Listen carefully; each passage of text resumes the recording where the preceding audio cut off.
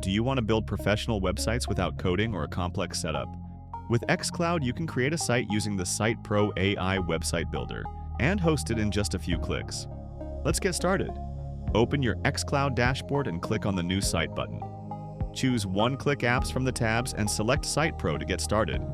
Now, provide a site title and add relevant tags for this site. Choose Go Live for a production-ready deployment or demo site if you want to proceed with an xCloud demo domain. You will see that a demo domain, site user, and site SFTP password have been assigned for this site.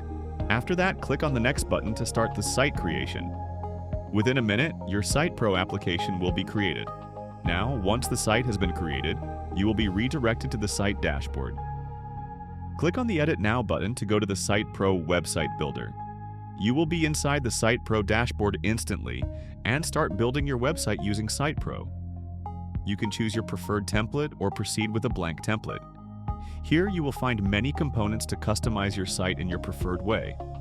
Add text, customize headings, colors, and more, according to your preferences.